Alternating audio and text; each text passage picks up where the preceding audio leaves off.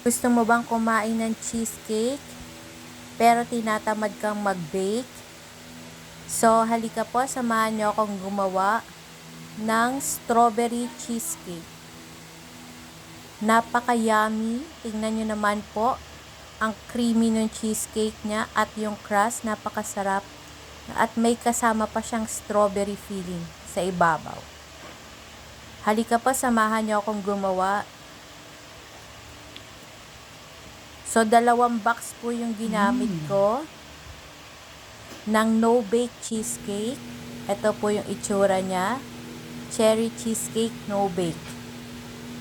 So, may kasama na siyang filling mix.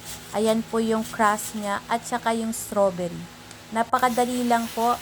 Nilagay ko po sa isang bowl yung 2 mixture.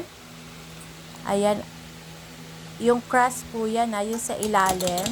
And then, nilagyan ko po siya ng 4 tablespoon ng butter at 4 tablespoon din ng sugar po.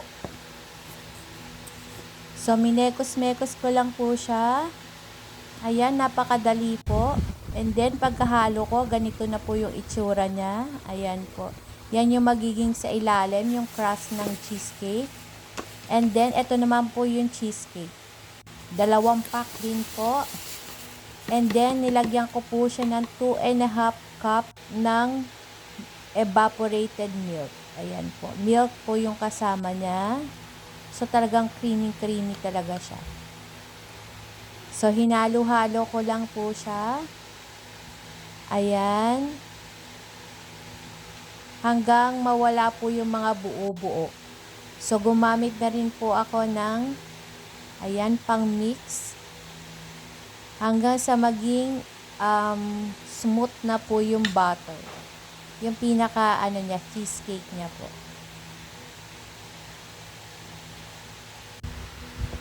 Ayan, halo lang po ng halo. Ayan, yung smooth na siya. Ready na rin po siya. So, unang-una ko pong ginawa, nag-ready po ako ng 4 na tub na paglalagyan ko ng cheesecake. Ayan po. At kinlat ko na po yung crust na kaninang ginawa ko. 4 po yung nagawa kong tub. So, pagkalagay ko po niyan, isinunod ko naman po agad yung cheesecake.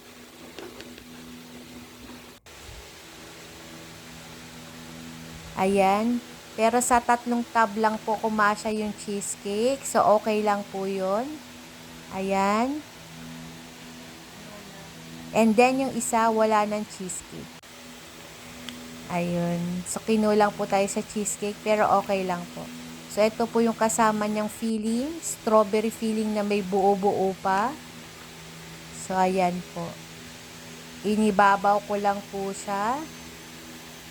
And, pagkatapos po niyan, inilagay ko na po siya sa ref. Overnight ko po siyang inilagay sa ref. Pero hindi, sa lang po, sa baba lang po, hindi sa freezer. Ayan. Ang sarap-sarap niya. Grabe talaga. Tikiman time. Ayan na po. Yung matigas na siya, inilabas ko na siya sa ref.